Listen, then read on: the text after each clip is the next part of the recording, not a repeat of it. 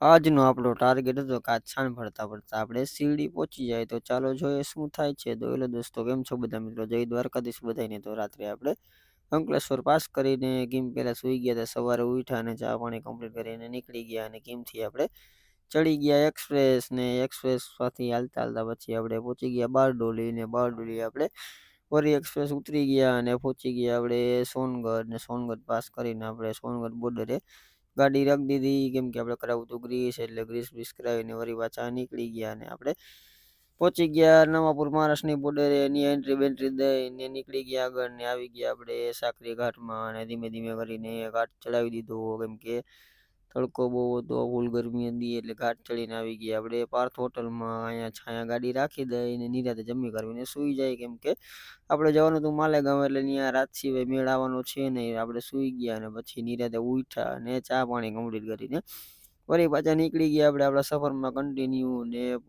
પહોંચી ગયા આપણે કુસુંબા માલેગાંવ. જ્યાં ટર્ન મારવાનો આવે ત્યાં તો ફૂલ ટ્રાફિક જામ હતું, એટલે હજી જવા દે એમ હતો નહીં, કેમ કે 10 વાગ્યા પછી જવા દે છે.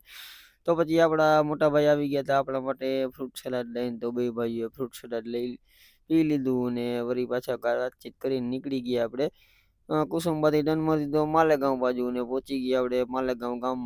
માલેગાંવ પાસ કરી લીધું. ત્યાં તો 12 વાગી ગયા હતા ને આપણે ભૂખ લાગી ગઈ હતી, એટલે આપણે આવી ગયા હતા રાજસ્થાનની એટલે જમવા માટે. જમી કરીને વળી પાછા નીકળી ગયા આપણે એને મનમાં ને જવલા અને કોપરગાંવ થઈને આપણે ચડી ગયા પાછા આપણે શિરડી વાળો હાઈવે ને પહોંચી ગયા આપણે શિરડી ને શિરડી બાયપાસમાં આપણે ટર્ન મારી દીધો ને આપણે પછી ચા પીવાની ઈચ્છા થઈ ગઈ હતી, એટલે શિરડી બાયપાસમાં આપણે ગાડી બ્રેક કરી દીધી ચા પીવા માટે ને ચા પાડીને ત્યાંથી વળી પાછા નીકળી ગયા ને આવી ગયા આપણે નગર પહેલા પગથિયાવાળી હોટલે, કેમ કે 4:30-5 વાગ્યે એટલે અહીં સૂઈ જવું હતું આપણે. ત્યાં તો એક આપણા મિત્ર ભેગા થઈ ગયા હતા ગોપાલભાઈ, એની યારે મુલાકાત કરી, વાતચીત કરીને મેં કીધું હાલો સૂઈ જાય નિરાતે અને મળીએ નેક્સ્ટ વિડીયોમાં. તો ગુડ નાઇટ, જય દ્વારકાધીશ.